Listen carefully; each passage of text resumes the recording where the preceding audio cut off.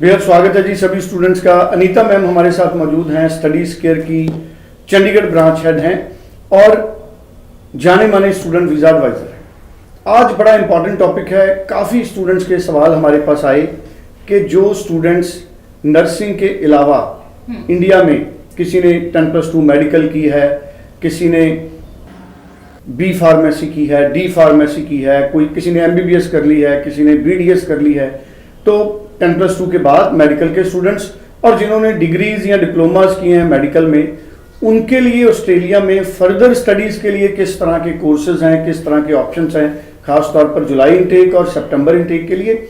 और इस टॉपिक पर अनीता जी हमारे साथ आज इन्फॉर्मेशन हमारे साथ शेयर करेंगे। अनीता मैम बेहद स्वागत है जी। Thank you sir. Anita ma'am, मैं चाहूँगा 10+2 और जिन लोगों ने डिप्लोमा डिग्री किए हैं मेडिकल के जी, फर्दर एजुकेशन की पॉसिबिलिटीज क्या है? क्या उनके लिए फंड्स की रिक्वायरमेंट डिफरेंट है, ज़्यादा है, कितनी है, और कितनी उनकी यहाँ पर जो एजुकेशन है, अगर किसी ने डिप्लोमा डिग्री की है तो उनके आर्ट्स की रिक्वायरमेंट या बेसिक क्वालिफिकेशन की रिक्वायरमेंट क्या होनी चाहिए? जी। तो सर अब इस चीज़ को हम दो चीज़ों में बाइफ्रिकेट करते हैं। पहले जो आपने बोला है कि जिन्होंने 12th किया है मेडिकल स्ट्रीम से, या फिर जिन्होंने डी फार्मा किया है, या फिर उन्होंने डिप्लोमा इन मेडिकल साइंसेस किया है, वो सारे के सारे जिन्होंने इंडिया में 12th और इक्विवेलेंट टू डिप्लोमा किया है, जो कि इक्विवेलेंट टू 12th है, वो जाएंगे बैचलर डिग्री के लिए। और वो स्टूडेंट जिन्होंने MBBS किया है, जिन्होंने BDS किया है और BMS किया है, जैसे आयुर्वेदिक किया है, बिल्कुल, वो जाएंगे मास्टर्स के लिए। तो अब सबसे पहले हम बताएंगे कि बैचलर्स वाले यानी कि अंडर ग्रेजुएट वाले स्टूडेंट्स को नर्सिंग के अलावा और कौन सी ऑप्शंस मिलती है, तो उस चीज़ के बारे में। तो अगर स्टूडेंट ने 12th मेडिकल या फिर equivalent to diploma in medical sciences कुछ भी किया है, तो वो स्टूडेंट जा सकते हैं बैचलर इन हेल्थ साइंसेस के लिए। बैचलर इन हेल्थ साइंसेस बहुत ज़्यादा फेमस प्रोग्राम है, पॉपुलर प्रोग्राम है ऑस्ट्रेलिया में, और आपको रैंडमली किसी भी यूनिवर्सिटी में मिलेगा। There is no problem at all.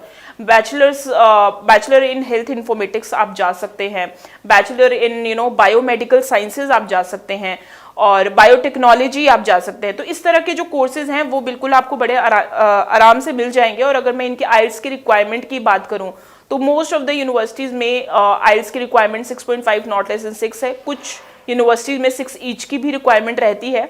तो वो यूनिवर्सिटी की रिक्वायरमेंट पे वेरी करता है कि यूनिवर्सिटी की पर्टिकुलरली कितनी रिक्वायरमेंट है। I mean that starts from 6.5 not less than 6 and कई यूनिवर्सिटी में 6 ईच की भी रिक्वायरमेंट है। इसके बाद जो स्टूडेंट्स मास्टर्स के लिए अप्लाई करना चाहते हैं, जिन्होंने ऑलरेडी MBBS कर लिया है, जिन्होंने ऑलरेडी डॉक्टरेट कर लिया है, तो उनके लिए जो कोर्सेज रहते हैं वो है पब्लिक हेल्थ। एक मास्टर्स इन पब्लिक हेल्थ एक बहुत फेमस प्रोग्राम है, पूरी वर्ल्ड वाइड में आपको ये मिलेगा। Masters in health public health एक ऐसा प्रोग्राम है जो कि सारी डायरेक्शन हेल्थ सर्विसेज की खोलता है।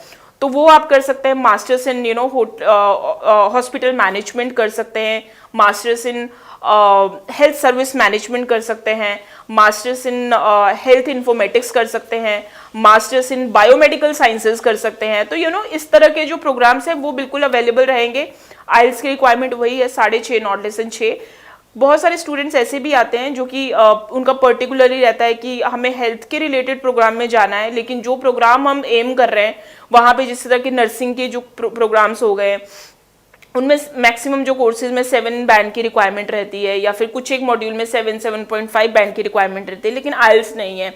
आइल्स के जो स्कोर है वो हमारे 6.5 या 6 ईच के करीब है। तो अब हम क्या देखें, तो उनके लिए भी वही है कि हेल्थ साइंसेज के प्रोग्राम में बहुत इजीली आप अप्लाई कर सकते हैं। उसके बाद अगर मैं बात करूं फंडिंग की रिक्वायरमेंट जो रहेगी वही है 30 से 35 लाख के करीब फंडिंग की रिक्वायरमेंट रहेगी। ये भी वेरी करता है। कुछ यूनिवर्सिटीज़ आपको बोलती हैं कि 3 महीने पुराने फंड चाहिए, कुछ यूनिवर्सिटीज बोलती है कि 6 महीने पुराने फंड्स भी चाहिए विद सोर्स ऑफ फंडिंग। अब एक चीज़ और है, सोर्स ऑफ फंडिंग में जब हम पैसा दिखाते हैं तो हर यूनिवर्सिटी का कहता है कि कुछ यूनिवर्सिटी कहती है कि हमें 3 स्पॉन्सर चाहिए, कुछ ऐसी भी है जो कहती है हम 4 स्पॉन्सर्स भी एक्सेप्ट कर लेंगे, कुछ ऐसी भी यूनिवर्सिटीज़ हैं जो कहती है कि अगर आपके पास स्पॉन्सर यानी कि पैसा दिखाने वाले कम है आपके पास पैसा, तो आप 5 स्पॉन्सर्स को भी ऐड कर सकते हैं। तो ये भी एक बहुत अच्छी चीज़ है कि अगर आपके पास नहीं ऑप्शन है तो आप ऐसी यूनिवर्सिटीज़ भी चूज़ कर सकते हो। अगर आपके पास एग्रीकल्चर इनकम है तो आपको, और आप हेल्थ साइंसेज से रिलेटेड कोई प्रोग्राम देख रहे हैं तो वो भी आपको ऑप्शंस बड़ी इजीली मिल जाएगी। चलिए, बड़ी इंपॉर्टेंट इन्फॉर्मेशन आपने हमारे साथ शेयर की है। स्क्रीन पे नंबर है, ऊपर कॉलिंग नंबर है, नीचे व्हाट्सएप नंबर है। आप अपना प्रोफाइल भेजें और आप बिना बात किए अनीता मैम से ऑस्ट्रेलिया की फाइल लॉन्च मत करें। मेरी स्टूडेंट को ये एडवाइस है। Thank you so much. Thank you.